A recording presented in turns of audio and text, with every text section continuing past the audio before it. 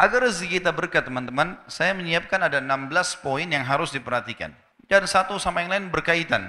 Yang pertama, yang paling sederhana dan selalu dilakukan bisa, syukur. Bersyukur teman-teman sekalian. Syukuri nikmat Allah. Sering mengucapkan Alhamdulillah. Walaupun mungkin di mata kita sedikit. Walaupun kadang-kadang di mata kita itu adalah hal-hal yang berat atau tidak baik misalnya, itu kurang baik. Seperti orang lapar misalnya, orang haus. Orang anggap itu selalu buruk. Kalau ditanya siapa yang mau lapar, oh jawabnya nggak mau, gitu kan. Tapi sudah paham belum teman-teman sekalian kalau tanpa lapar nggak enak kita makan. 2 piring makan, kemudian dikasih lagi ayam goreng, kasih apalah di sini Makassar coto, kasih sop saudara, sudah nggak mau. Tapi kalau lagi lapar, nasi sama sambal enak. Jadi makanya kalau lagi lapar, bilang Alhamdulillah lapar. Bukan aduh lapar. Benar nggak? Karena kita kalau bilang aduh berarti kita mengeluh. Padahal lapar itu jembatan untuk nikmati makanan.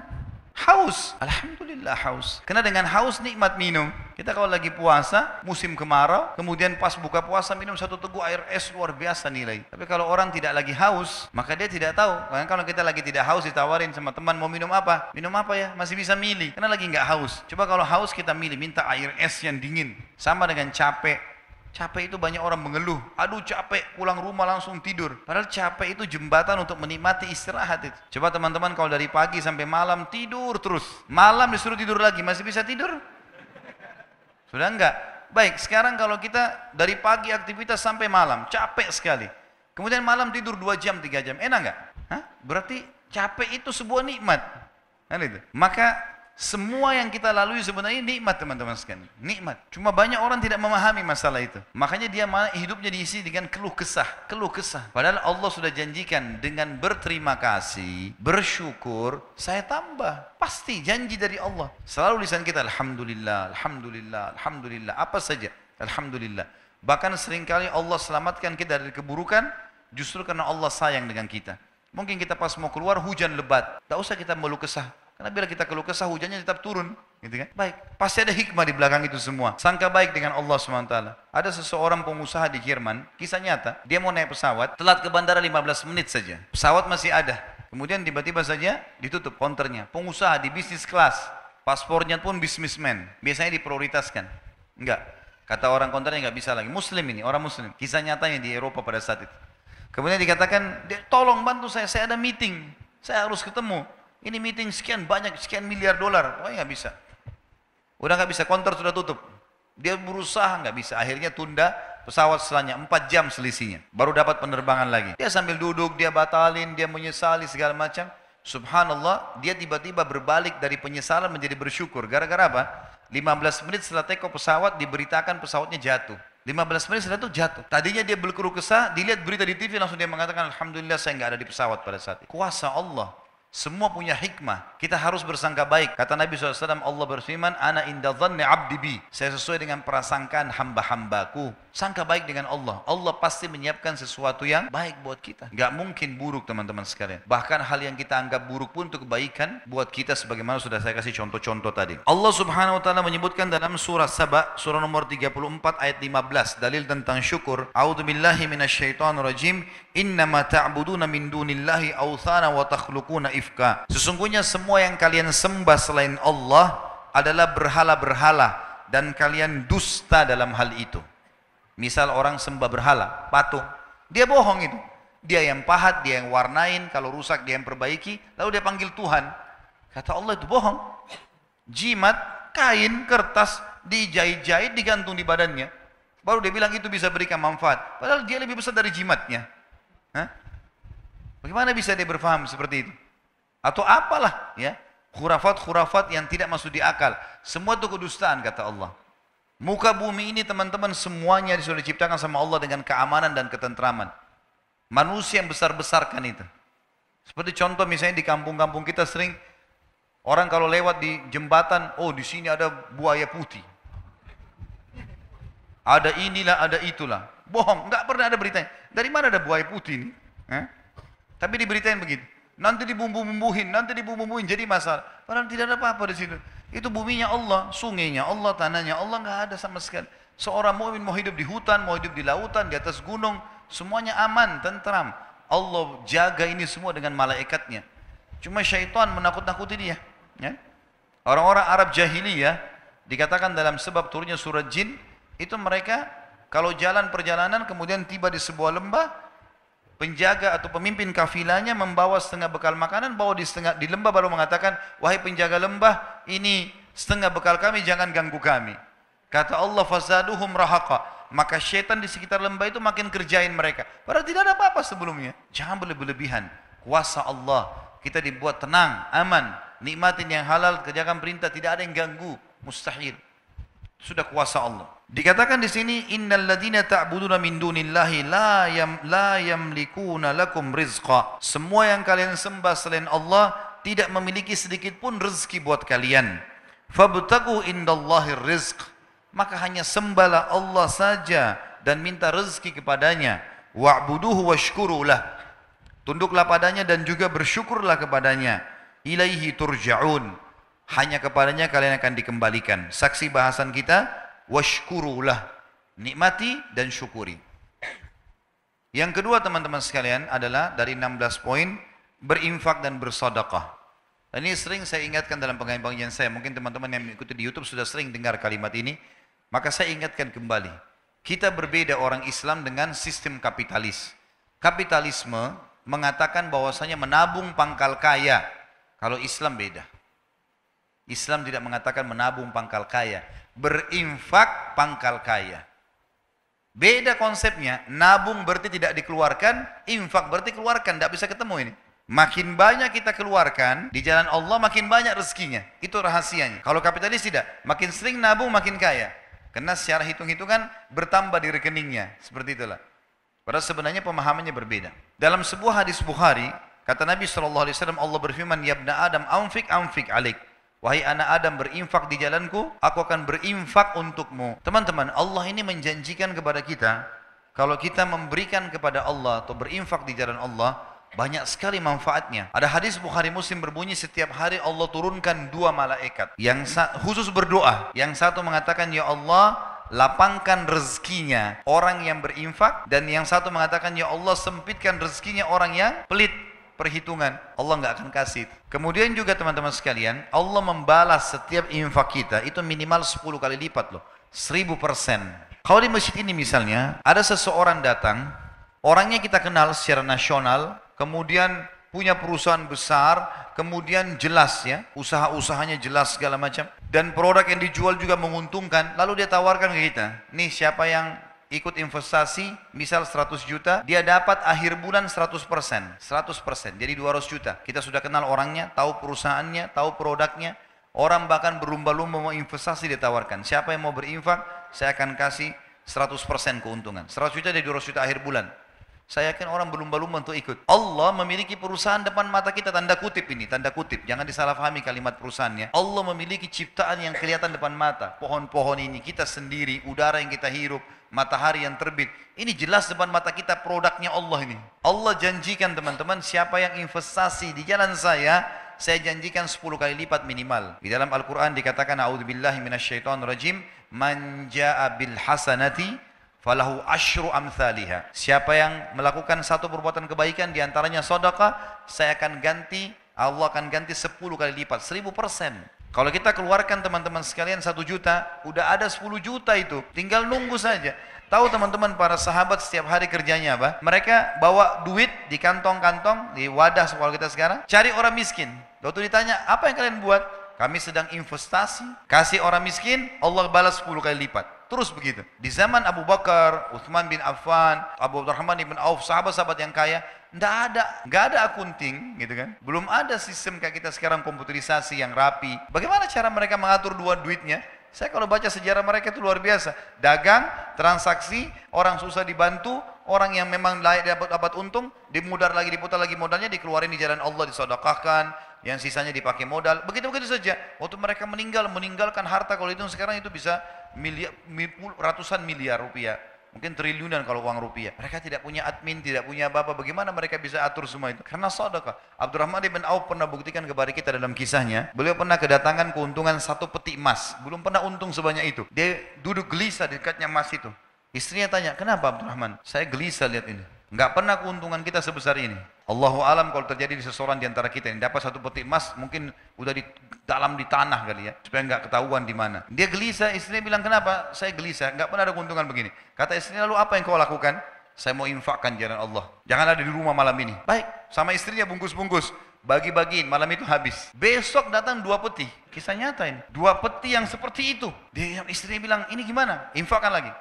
Besoknya 3 peti. Setiap dikeluarkan dibalas sama Allah cash langsung pada saat itu. Cuma mau berani atau enggak nih? Percaya atau enggak? Ini kadang-kadang makan sama temannya. Mau traktir atau enggak ya? Ragu. Kadang-kadang tunggu temannya pegang dompet baru bilang, saya aja enggak apa-apa. Oh enggak apa-apa temannya. Oh ya sudah dibayarin enggak apa-apa. Sering-sering ya. Pesannya sering-sering gitu. Ini salah ini. Di jalan Allah 10 kali lipat. Praktekin, ini rumus yang sederhana. Infak, Allah bilang di jalanku, aku akan balas infakmu itu. Pasti lebih banyak. Dalam hadis Bukhari, kata Nabi SAW, orang sebelum kalian ada 2 orang, dua-duanya bersahabat, dua-dua punya kebun. Musim kemarau. Nggak ada hujan sama sekali. Kata Nabi SAW, ini si A sama si B, dia disebutin namanya. Kata Nabi SAW, salah seorang dari mereka, kita anggaplah misalnya A sama B, si B ini. Dia bilang, saya melihat ada awan lewat di atas kebun saya dan saya dengar suara mengatakan, turunkanlah hujan di kebunnya si fulan, temannya dia di sebelah. Maka dia bilang, saya bingung, kenapa ada suara dari awan? Saya ikutin, ini hadis sahih riwayat Bukhari, penyampaian Nabi SAW. Kata Nabi SAW, dia pergi kebun temannya, ternyata betul hujan turun cuma di situ saja. Yang lain enggak, musim kemarau. Lalu kemudian, dia tanya temannya, apa yang kau lakukan dengan kebunmu? Dia bilang, hasilnya kebun ini saya bagi 3. Hasilnya saya bagi 3. Sepertiga saya infakkan dulu jalan Allah. Sepertiga saya pakai untuk kembali modal. Sepertiga saya pakai buat kebutuhan keluarga saya. Kata temannya, pantas kau dapat ini. Ada ipar saya di Ternate, teman-teman saya pernah datang ke sana. Pulang ceramah jam setengah 12 malam. Suara rumahnya masih pakai seng di belakang. Ternyata ada suara kayak batu besar, pang gitu, ribut. Saya kaget, dia ketawa, dia bilang itu mangga jatuh. Mau coba? Iya, orang Ternate bilang ini mangga madu. Ya. Saya nggak tahu di Makassar kita bilang apa tuh, di Jakarta mana lagi katanya. Ada titik-titik madunya di dalam. Coba ya coba, memang manis sekali. Masya Allah saya makan sama dia. Saya bilang besok pagi saya mau lihat pohonnya. Dia bilang ya silahkan. Terus dia bilang, pohon ini sepanjang tahun berbuah terus. Saya bilang kok bisa? Dikasih bibit? Dia bilang enggak. Saya biarin aja begitu. Pokoknya dia sepanjang tahun berbuah. Biasanya kan mangga kita tahu setahun sekali kan. Paling maksimal setahun 2 kali itu sudah luar biasa. Besok pagi habis sholat subuh di masjid, saya keluar, saya ke rumahnya, saya pamit ke belakang. Ternyata pohon itu cuma pendek, mungkin cuma 3 meter, seperti mungkin tiang masjid ini. Kemudian buahnya banyak sekali. Sampai mau jatuh ke paving bloknya itu. Cuma pohon itu, setengah pohon masuk ke rumahnya, setengah pohon melintang keluar temboknya gitu. Terus dia keluar, dia bilang, tiba-tiba kayak Allah kasih jawaban ke saya, dia bilang, ini setengahnya yang masuk ke sini saya pakai buat saya sama keluarga, kalau ada tamu datang saya kasih. Yang keluar itu saya nggak pernah ambil. Siapa saja boleh ambil, silahkan. Saya bilang itu rahasianya kenapa berbuah sepanjang tahun. Coba pertemukan dengan antum di sini, dibungkus plastik, ya. Anaknya saja lihat nggak boleh. Anaknya nggak boleh sentuh. Jangan sentuh ya nak, nanti kalau sudah masak. Kadang-kadang subhanallah ada orang pelit sekali. Dia beli makanan favorit masuk di kulkas, anaknya nggak boleh sentuh, istrinya nggak boleh sentuh. Wah luar biasa nih. Ya? Bagaimana bisa Allah kasih? Maka mulai sekarang harus royal di jalan Allah. Dalam masalah infak teman-teman jangan perhitungan. Itu investasi yang tidak akan pernah habis. Allah Subhanahu wa taala mengingatkan dalam Al-Baqarah surah nomor 2 ayat 254 agar jangan menyesal. Karena kalau teman-teman punya rekening 1 miliar, 2 miliar nggak pernah berinfak di jalan Allah, pada saat meninggal teman-teman demi Allah akan menyesal. Coba dulu saya kasih masjid ini ya, coba dulu saya kasih pesantren ini ya, coba dulu saya beliin Quran ya, udah telat, udah nggak bisa lagi. Iya kalau ahli waris kita bangun di masjid, kalau enggak, kalau mereka pakai buat kebutuhan mereka saja. Gitu. Allah berfirman, A'udzubillahi minasyaitonirrajim, ya ayyuhalladzina amanu anfiqu mimma razaqnakum min qabli an ya'ti yaumun la bai'un fi wala khullatun wala syafa'ah wal kafiruna humudz zalimun. Hai orang-orang beriman, infakkan, keluarkan, jangan perhitungan di jalan Allah. Apa yang kami jadikan rezeki buat kalian. Sebelum datang hari, tidak ada transaksi, nggak ada persahabatan, tidak ada lagi pertolongan. Dan orang-orang kafir mereka adalah orang-orang yang zalim. Memberi teman-teman, berikan yang terbaik. Jangan pakai istilah daripada. Daripada makanan rusak di kulkas, kasih aja orang. Nanti rezeki juga daripada ini. Mau dapat ikan paus, pakai kapal tanker. Jangan pakai pancing kecil. Celengan masjid lewat, rumahnya Allah loh ini. Lewat celengan, korek kantong yang paling kecil. 2.000, 1.000. Kalau ada 500 kuat, 500 dikasih masuk di masjid. Baru luar biasa cerewetnya. Minta kesehatan, kekuatan, keturunan, selamat dari neraka, masuk surga, minta jodoh yang cantik, yang gagah. Wah ini. Ini kalau malaikat diizinkan cambuk, sudah dicambuk ini. Dalam surah Ibrahim, surah nomor 14, ayat 31 sampai 34 Allah juga berfirman, A'udzubillahi minasyaitonirrajim, kulli ibadiyalladzina amanu, katakanlah hai Muhammad kepada hamba-hambaku yang beriman, yuqimus shalah, mereka selalu sholat, jaga 5 waktu sholatnya, itu waktu absen kepada Allah, datang on time di awal waktu, wa yunfiqu mimma razaqnahum sirran wa alaniyah, dan mereka selalu ikutkan setelah sholat infak, sembunyi-sembunyi atau terang-terangan, karena kadang-kadang kita dimintai orang di pinggir jalan sudah. Ingat kaidah dalam ibadah, kalau ibadah telah tiba waktunya, saatnya eksekusi, bukan saatnya menilai. Misal, azan, lalu kemudian kita lihat ada masjid, kayaknya masjid ini kotor, saya mau masjid sana saja. Bukan saatnya menilai. Azan, sholat, di masjid manapun sholat. Gitu kan? Ada orang miskin lewat minta, bukan kita nilai orang ini masih kuat, orang ini bohong atau tidak, bukan urusan kita itu. Orang lagi minta, Tuhanmu lagi suruh kasih, bukan menilai, eksekusi kasih orang. Ini pintu syaitan saja, membuat kita selalu menilai. Lalu kapan kita lakukan? Siapa orang yang kita anggap paling layak? Sementara berinfak boleh kepada orang kaya. Sekarang saya kaya, adik saya kaya, lalu saya mau kasih dia uang, bolehkah? Boleh, infak tetap pahala. Apalagi kalau dia orang miskin, tidak selamanya infak itu kepada orang miskin. Kita boleh memberikan makan orang lain, memberikan hadiah pakaian, walaupun dia orang kaya, nggak ada masalah. Nabi SAW mampu dan beliau menerima hadiah. Kemudian dikatakan min qabli an ya'tiya yaumun la bay'un fihi wala khilal, sebelum datang hari di mana kalian akan menyesal karena nggak ada lagi transaksi. Orang-orang miskin yang kita temui di dunia teman-teman, kalau kita ketemu di mahsyar, walaupun kita mau kasih 1 miliar rupiah, sudah nggak laku miliaran rupiah di sana. Mau kasih pahala dia terima, duit dia sudah nggak terima. Mau kasih makanan dia nggak terima. Orang di akhirat nggak butuh makanan dunia. Tidak ada lagi transaksi dan tidak ada juga persahabatan. Lalu Allah menceritakan di ayat 32-nya Ibrahim, Allahul ladzi khalaqas samawati wal arda wa anzala minas samai ma'an fa akhraja bihi minats thamarati rizqan lakum, yang telah memerintahkan kalian menjaga salat kalian dan menginfakkan apa yang menjadi rezeki buat kalian adalah Allah yang telah menciptakan seluruh langit dan bumi dan telah menurunkan air dari langit dan telah menumbuhkan dengan air-air itu buah-buahan sebagai rezeki buat kalian. Wa sakhkhara lakumul fulka litajriya fil bahri bi amri, dan yang telah menyuruh kalian salat dan berinfak di jalannya adalah yang telah menundukkan buat kalian bahtera-bahtera, sehingga yang telah menundukkan buat kalian lautan dan sungai sehingga bahtera-bahtera kalian bisa meraung di atasnya. Wasakhkhara lakumul anhar, dan telah menundukkan juga buat kalian sungai, jadi laut dan sungai. Wasakhkhara lakumus syamsa wal qamara daibain, dan yang telah merintahkan kalian salat dan berinfak adalah yang telah menciptakan dan mengatur matahari dan bulan yang rutin, matahari pagi hari, bulan di malam hari. Wasakhkhara lakumul laila wan nahar, dan yang telah menyuruh kalian salat dan berinfak adalah yang telah menundukkan malam dan siang. Wa atakum min kulli ma sa'altumuh, dan juga dia telah memberikan semua yang kalian minta. Wa in ta'uddu ni'matallahi la tuhsuha, kalau kalian ingin menghitung-hitung nikmat Allah, kalian tidak akan mampu menghitungnya.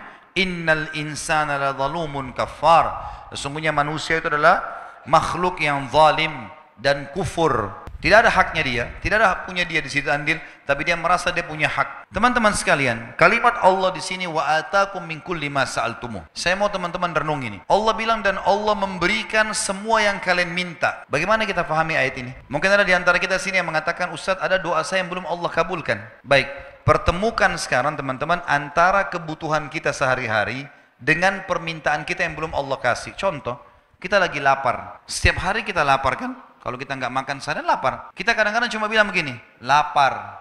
Kalimat itu saja. Dapat makanan, baik kita beli sendiri, baik kita dikasih orang, baik tiba-tiba ada yang sudah terhidangkan di rumah. Kalau kita tidak dipenuhi lapar kita tiap hari sama Allah, nggak bakal kita hidup sampai sekarang. Tiap hari kita haus, Allah penuhi haus kita. Tiap hari mata kita butuh cahaya, lalu Allah kasih cahaya. Tiap hari kita butuh energi untuk tubuh kita, Allah kasih. Gitu kan? Tiap hari banyak bahaya yang bisa menyerang kita dari bakteri, Allah jaga. Ingat ya, orang sehat lebih banyak daripada orang sakit loh. Di sebelah kita ini ada rumah sakit. Mana lebih banyak teman-teman? Orang yang jalan di jalanan atau orang yang di rumah sakit? Orang yang di jalanan lebih banyak. Lebih banyak orang yang sehat daripada orang sakit loh. Kita sekarang dalam kehidupan kita selama hidup, umur antum ini berapa? 30, 40, 50 tahun, 60 tahun. Mana lebih banyak sehat atau sakit? Lebih banyak sehatnya. Mana lebih banyak lapar atau kenyang? Kenyangnya lebih banyak. Kita kadang-kadang lapar, berapa menit kita makan selesai. Bisa berapa jam bertahan kan? Lebih banyak nikmat Allah loh sebenarnya pada kita.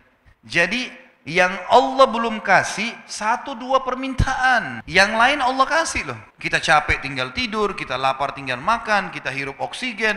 Yang Allah belum kasih mungkin kita minta jodoh, kita minta pekerjaan.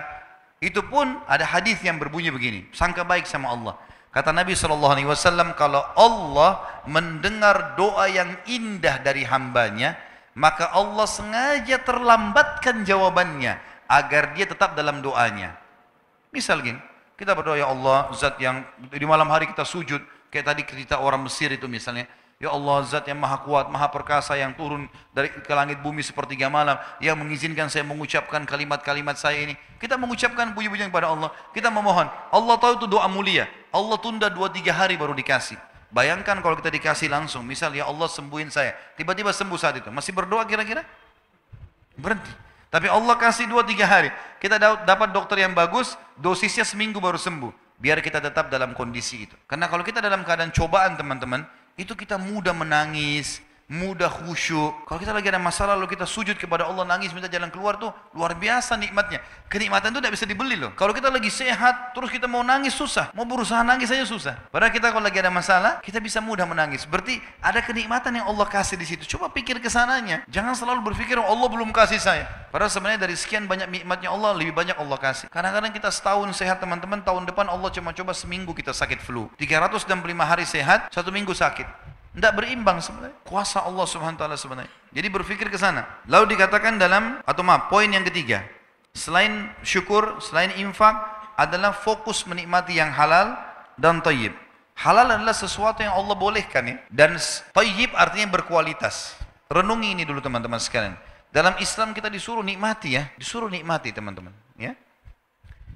Kalau misalnya ada seseorang di antara kita masuk ke supermarket, dia mau beli anggur, ada anggur harganya 100.000 per kilo, itu kualitas A. Ada anggur yang satu lagi kualitas B harganya 50.000. Kalau kita beli yang A dengan niat mau menikmati apa yang Allah kasih dan kita mampu membelinya, bukan mencuri dan seterusnya, maka itu pahalanya lebih besar dibandingkan kita sengaja mau beli yang B padahal kita mampu. Garis bawahi poin itu, karena Allah suruh kita nikmati. Ya? Hadis sahih riwayat Abu Daud, innallaha yuhibbu an yara athara ni'ami 'ala 'abdi. Allah suka sekali melihat bekas nikmatnya pada hambanya. Allah mau kita pakai baju bagus, Allah mau kita berpenampilan bersih, Allah mau kita punya rumah bagus, kendaraan bagus, Allah mau itu. Tapi jangan berlebihan. Berlebihan namanya mubadzir. Perhitungan namanya bakhil, nggak boleh dua-duanya. Mubadzir dosa besar, bakhil dosa besar. Kita berada di tengah-tengahnya. Penuhi segala sesuatu karena kebutuhan, bukan karena keinginan. Kita kalau lagi lapar teman-teman butuh. Lapar kan sinyal dari Allah supaya kita makan. Tubuhmu lagi butuh makanan. Makan yang terbaik pada saat itu, nggak masalah. Masih 1 piring masih lapar, makan 2 piring, nggak ada masalah. Nggak dilarang dalam Islam. Tapi pada saat itu memang kebutuhan. Jangan keinginan, keinginan tidak akan selesai. Dan jangan terpengaruh dengan prinsip syaitan. Ini ada syaitan membisikkan pada manusia dengan kata-kata yang halal, yang haram aja susah apalagi yang halal. Ini nggak boleh. Hah? Semua yang haram itu teman-teman, ambil dari saya kalimat ini penting ya. Kalau ada di antara anda yang hadir sini bermaksud untuk mengambil sesuatu yang haram, ingat, sesuatu yang kita ambil dari yang haram, makanan, minuman, pakaian, apa aja lah, efek jerahnya dalam Islam lebih berat daripada perbuatannya loh. Misal, ada orang buat nota palsu 100.000, bohong dia palsukan 100.000 rupiah. Nanti Allah akan hukum dia masuk rumah sakit 10 juta biayanya, karena dia curi 100.000. Pikirkan baik-baik teman-teman, semua perbuatan yang haram efeknya lebih berat daripada perbuatannya. Jangan dibuat yang haram itu. Nggak baik. Orang zina sejam di hotel, itu sudah cukup Allah buat dia sakit 2 bulan, 3 bulan, setahun, gitu kan. Ada orang kena penyakit kelamin seumur hidup, naudzubillah. Padahal perbuatannya 1 jam tadi. Bisa orang kucing lewat ditendang sama dia. Kucing dipikir nggak melawan, makhluknya Allah loh. Tuhan kita sama. Tuhannya akan balas. Nanti kita jalan pakai sepatu baru keselio 2 minggu sakit. Padahal tadi tendang kucingnya itu cuma nggak sampai 1 menit. Tapi dihukum sama Allah 2 minggu sakit. Dan seterusnya. Ada orang subhanallah mungkin dia hanya lihat sesuatu yang haram sebentar saja. Sudah cukup Allah buat lehernya keselio nanti. Ada orang banyak salahkan bantal di Indonesia. Apa salahnya bantal? Bantal nggak pernah salah, ya. Nggak bisa bicara, nggak bisa bergerak. Tapi lehernya buat masalah terus ini. Suka melirik-melirik yang haram. Jadi Allah hukum. Sedekah yang paling tinggi sedekah buat diri kita sendiri. Baru sedekah buat keluarga, baru kerabat, baru kemudian umumnya kaum muslimin. Sebagaimana ada sahabat yang mengatakan, ya Rasulullah, saya punya 1 dirham.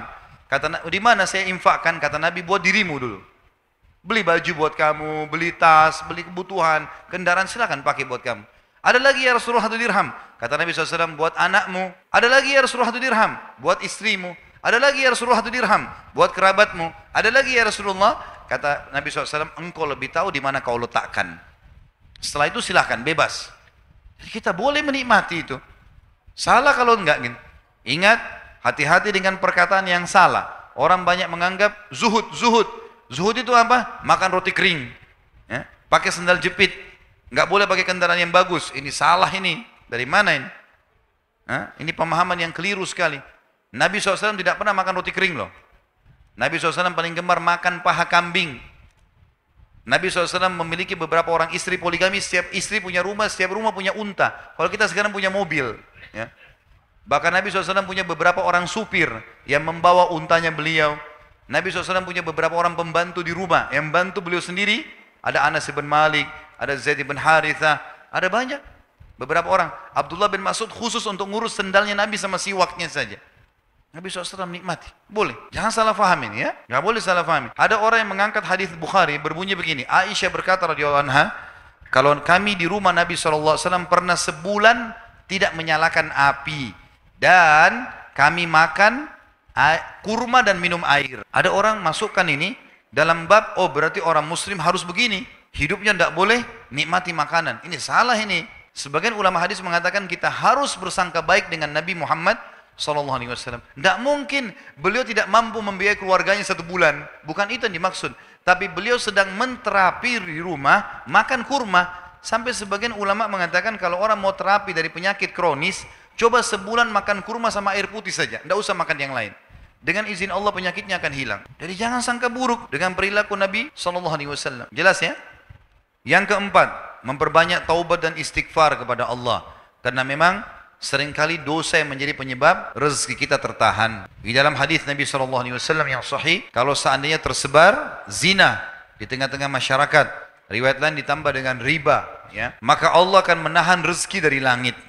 Allah akan tahan rezeki dari langit. Jadi kalau ada urusan-urusan belum selesai, perbanyak istighfar teman-teman sekalian. Istighfar kepada Allah SWT. Karena memang ini akan memudahkan urusan-urusan kita. Karena kadang-kadang ada dosa memang menjadi penyebab itu. Dosa itu seperti sumbatan di saluran air. Kalau dia ada, maka akan menghambat air. Tarik sumbatan itu, memohon ampun kepada Allah, maka insya Allah Allah akan maafkan. Walaupun kita tidak sadar, kalau kita punya dosa, tetap kita beristighfar kepada Allah Subhanahu wa ta'ala. Sebagaimana sabda Nabi SAW, saya pribadi, kata Nabi, beliau seorang Nabi, bertaubat dan beristighfar kepada Allah 1 hari 70, riwayat lain 100 kali. Ya, kata sebagian ulama, siapa yang beristighfar, bertaubat kepada Allah dengan ikhlas 100 kali, maka sama saja dia sedang membersihkan 100 dosanya hari itu. Kalaupun dia tidak ada dosa sampai 100, maka akan dicatat pahala di sisi Allah Subhanahu wa ta'ala.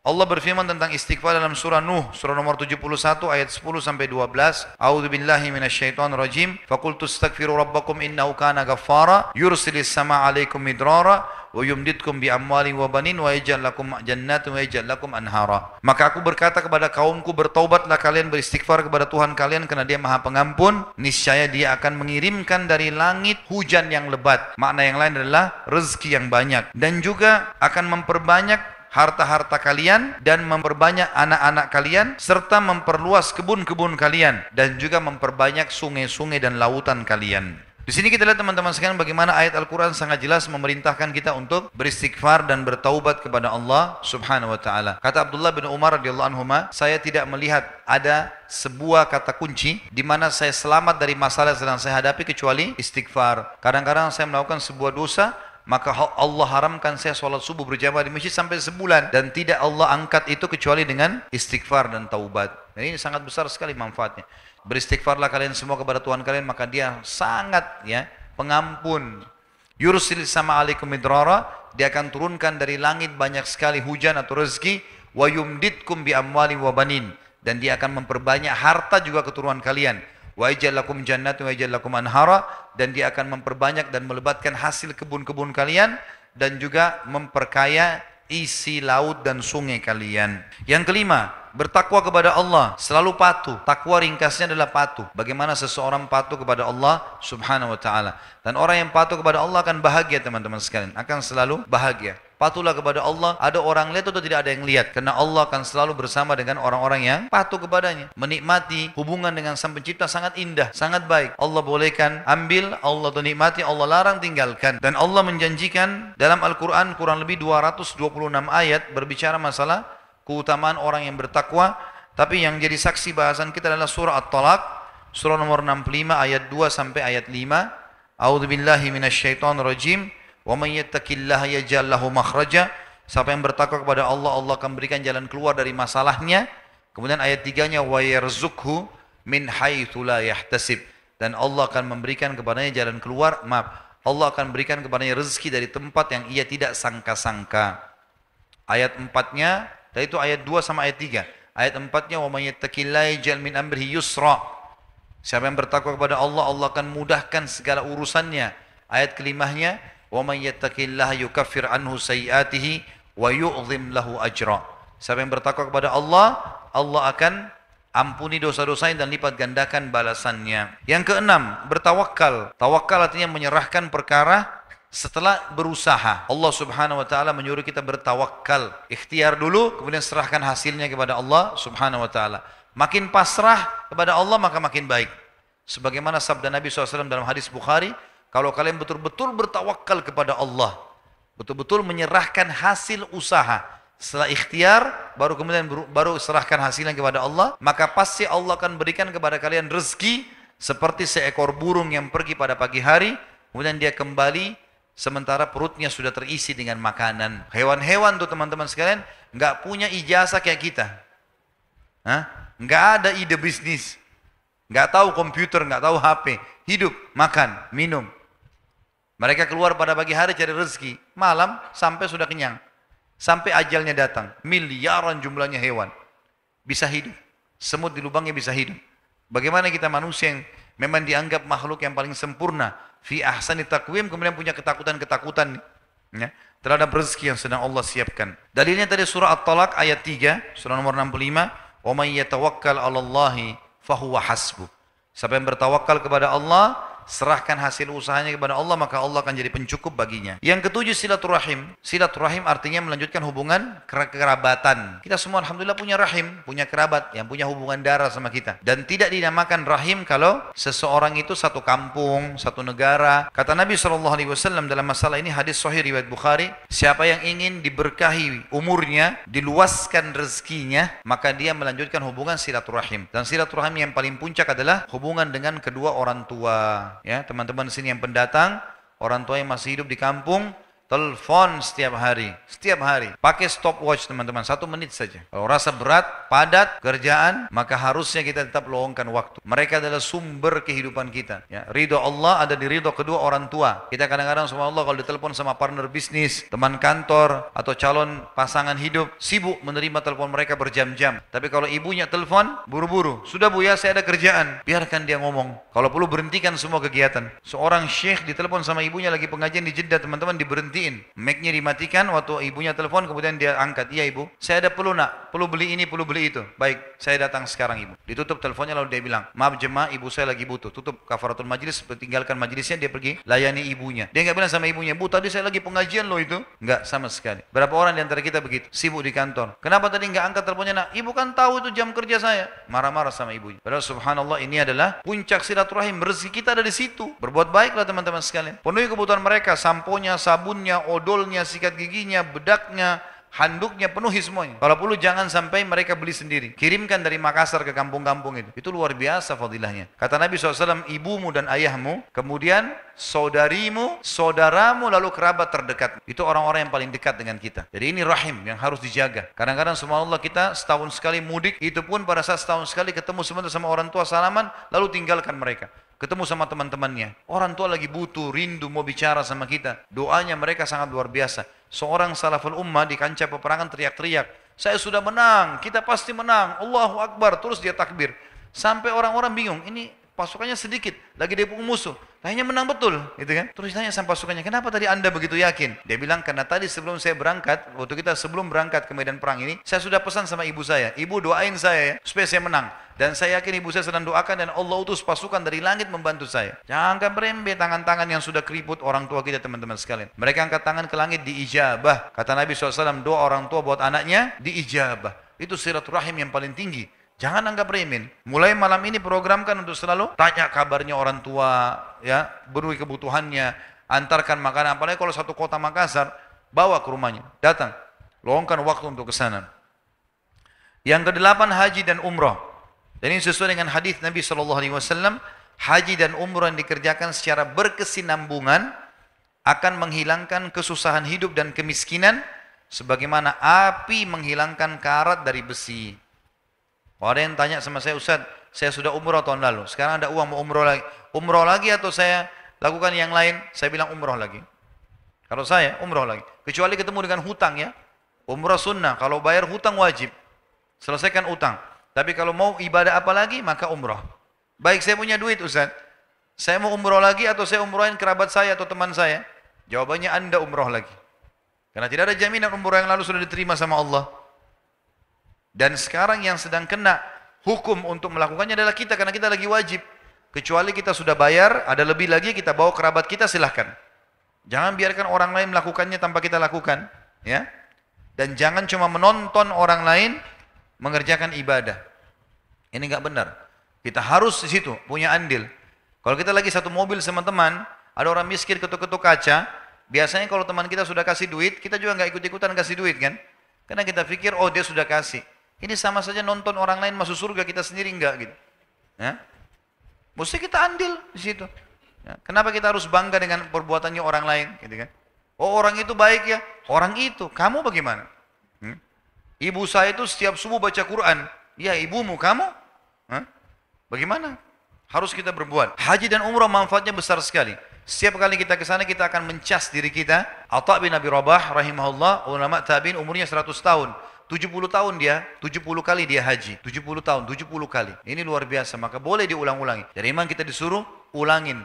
Dan itu insya Allah termasuk hal yang mengecas iman kita dan menjadi penyebab datangnya rezeki. Yang kesembilan, hijrah. Dan hijrah ini artinya meninggalkan wilayah kafir ke wilayah Islam. Tidak boleh teman-teman sekalian memaksakan diri tinggal di wilayah orang kafir kalau kita nggak bisa ibadah, nggak boleh. Kata Nabi SAW, Ana bari'un mimman asya baina adhurul musyrikin. Saya berlepas diri dari orang-orang yang hidup sengaja di tengah-tengah orang kafir. Ya. Nanti kalau mau meninggal susah, jenazahnya nggak tahu dikubur di mana, mau sholat susah, ya mau cari makanan halal susah, gitu kan? Hijrah ke wilayah Islam diperintahkan dan penyebab bertambahnya rezeki. Kalau ada orang bilang dia ke negara kafir untuk mengambil rezeki, ini keliru. Ke negara Islam, karena Allah SWT berfirman dalam surah An-Nisa, surah nomor 4 ayat 100. A'udzubillahi minasyaitonirrajim, wa may yuhajir fi sabilillah yajid fil ardi muragaman katsiran wa sa'a. Siapa yang hijrah di muka bumi ini di jalan Allah ke wilayah-wilayah Islam dari wilayah kafir, maka dia akan dapatkan peluang-peluang yang besar dan kelapangan rezeki dijanjikan oleh Allah Subhanahu wa taala. Dan kita tahu sahabat pada saat hijrah dari Mekah ke Madinah, mereka dibukakan oleh Allah pintu-pintu rezekinya. Yang ke-10 doa, berdoa kepada Allah SWT, selalu berdoa. Jangan pernah berhenti teman-teman, jangan berdoa pada saat darurat saja. Kata Nabi SAW, kenali Tuhanmu, maksudnya berdoalah kamu selalu. Ya. Pada saat kamu lagi senang, maka dia akan kenali kau pada saat kamu lagi susah. Berdoa. Dan doa ini ada kiat-kiatnya. Yang pertama ikhlas kepada Allah SWT tentunya. Harus tulus, jangan karena riak, jangan karena mau dipuji oleh orang lain, atau karena mengejar masalah-masalah dunia. Kemudian yang kedua harus dimulai dengan tahmid dan salawat. Alhamdulillah wassalatu wassalamu ala rasulillah, sesuai dengan sabda Nabi SAW, kullu amrin la yabda' bismillah fahuwa aqta. Semua perkara yang tidak dimulai dengan memuji Allah atau nama Allah, maka dia terputus dari rahmat. Kemudian hadis yang lain juga, doa yang tidak dimulai dengan salawat kepadaku pada Nabi Muhammad SAW, maka akan terhijab. Jadi poin pertama ikhlas, yang kedua memulai dengan memuji Allah dan salawat pada Nabi SAW. Yang ketiga menggunakan asma husna, nama-nama Allah dan sifat-sifat yang mulia, seperti ya Ghafur, ighfirli, ya Tawwab, tub alayya, sebagaimana firman Allah SWT, a'udzubillahi minasyaitonir rajim, walillahil asmaul husna fad'uhu biha. Dan Allah memiliki nama-nama mulia, maka gunakanlah dalam doa-doa kalian. Yang keempat, tidak tergesa-gesa dalam ucapan dan dalam menunggu jawaban. Sabar. Nikmatin prosesnya. Mulai kita mengucapkan Rabbana atau Allahumma, itu sudah ada garis startnya, sudah ada garis finishnya. Sabar, nikmati prosesnya. Sebagaimana sudah saya jelaskan tadi di awal-awal pertemuan kita.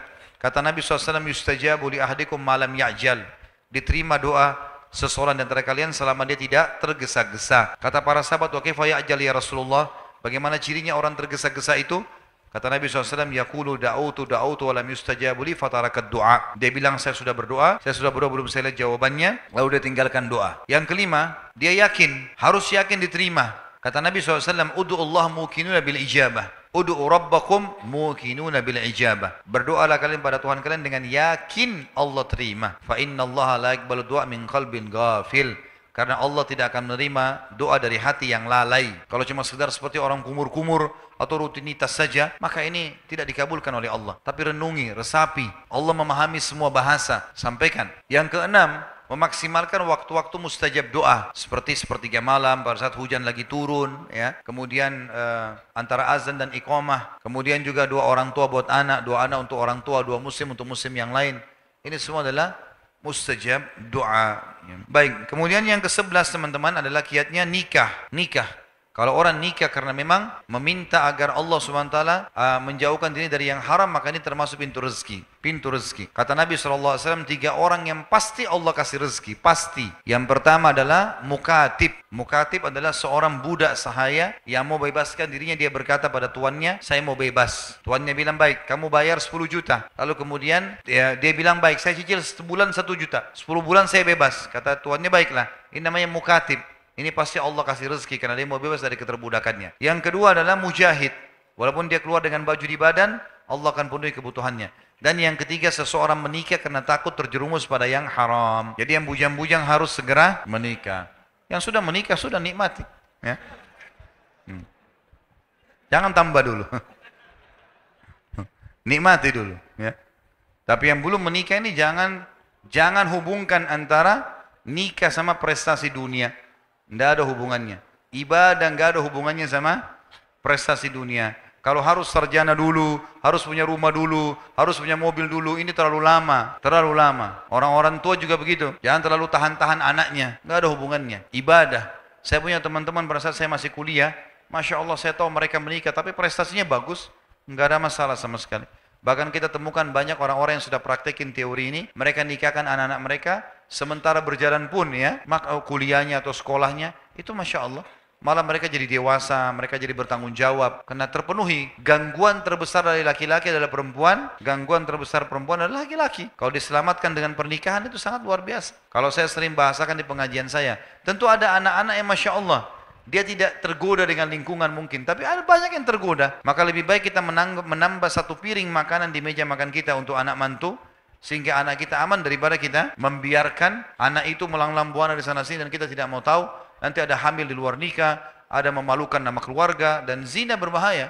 Orang tuanya yang tanggung jawab. Ya. Kemudian yang ke-12 adalah ilmu. Dalami ilmunya. Kalau teman-teman mau kembangkan sebuah usaha, ya, dalami ilmunya. Itu saja kok, mudah bisa dipelajari. Misal mau buka usaha fotokopi, Pelajari ilmunya, berapa modalnya, kira-kira posisi di tempat yang saya buka di mana, atau mau buka restoran, mau buka butik, tinggal belajar saja. Gampang kok belajar itu. 1-2 hari sudah punya ilmunya kok. Tinggal belajar. Nanti lebih dalam lagi dengan praktek lapangan, gitu kan? Maka itu punya ilmu. Imam Syafi'i mengatakan, siapa yang mau dunia dia harus punya ilmu, siapa yang mau akhirat dia harus punya ilmu, dan siapa yang mau keduanya dia harus punya ilmu. Dia harus punya ilmu, ya.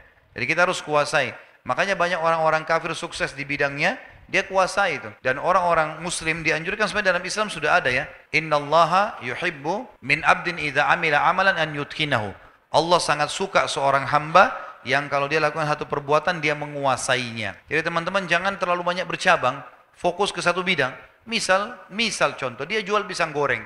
Udah dikemas pisang goreng itu, bagaimana bisa menjadi sebuah pekerjaan profesional. Insya Allah akan terkenal tuh, gitu kan? Akan maju. Asal dia menguasainya di situ. Kemudian yang ke-13 adalah lingkungan, ya, lingkungan dan persahabatan. Ini berpengaruh. Bergaul dan berteman dengan pemalas, kita akan jadi pemalas. Berteman dengan orang yang berprestasi, kita akan jadi berprestasi. Teman-teman maaf, saya kalau yang bekerja di kantoran, sekarang kalau cari teman yang di bidang kita yang paling rajin, siapa yang di perusahaan yang suka dapat penghargaan, datangi orang itu, tanya kiat-kiatnya, kenapa dia bisa begitu. Itu kita akan nanti minimal mirip dengan dia. Jangan berteman sama orang yang malas, suka nipu, manipulasi data, kita akan kena tampiasannya. Manusia mudah terpengaruh.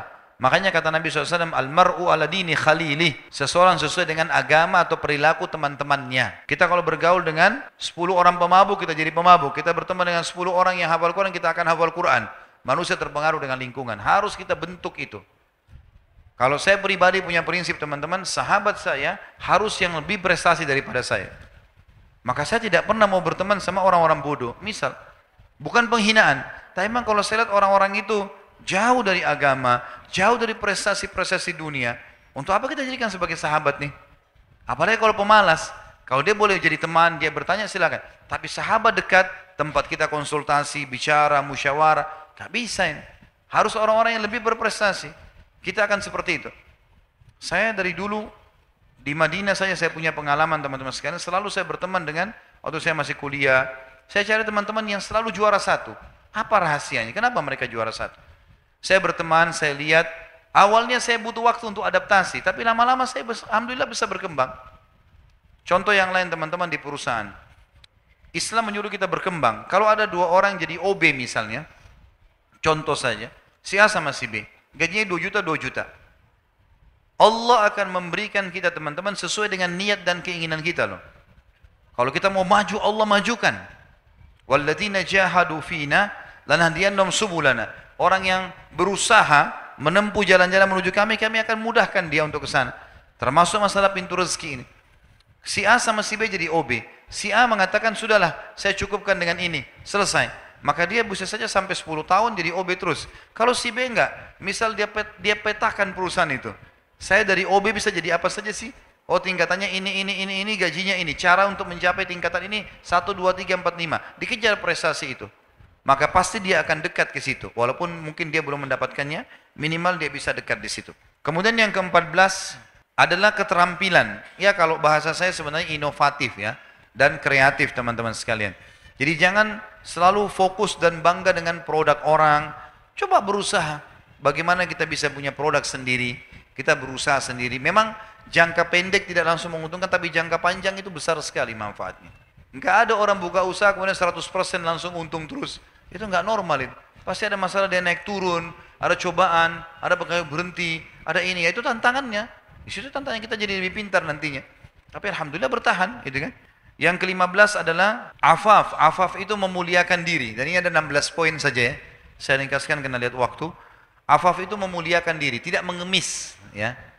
Kata Nabi SAW, tidak ada seseorang yang membuka pintu afaf, mulia. Kalau dia mau terima sesuatu, dia balas dengan jasanya. Dia bekerja supaya dia dapat anggaran, dia dapat sesuatu. Jadi bukan dia cuma tahu mengemis. Siapa yang afaf, Allah akan bukakan baginya pintu kekayaan. Dan siapa yang membuka pintu mengemis, Allah akan bukakan baginya pintu kemiskinan. Kita lihat pengemis itu kalau begitu terus, maka sampai tua, sampai meninggal dia akan mengemis. Bahkan dia wariskan kepada anak-anaknya. Ini dalam Islam tidak dibolehkan sebenarnya. Harusnya dia bisa memperbaiki keadaannya. Dan yang terakhir, yang ke-16 adalah jihad di jalan Allah. Jihad adalah pintu rezeki. Sebagaimana kita tahu ada ghanimah dalam jihad.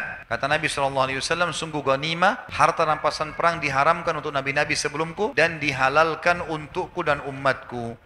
Ya, dalam riwayat lain dikatakan, kalau ghanimah di zaman sebelum Nabi Muhammad SAW didatangkan, maka dikumpulkan lalu nabinya berdoa lalu turun petir dari langit menyambar harta-harta tersebut sehingga hangus.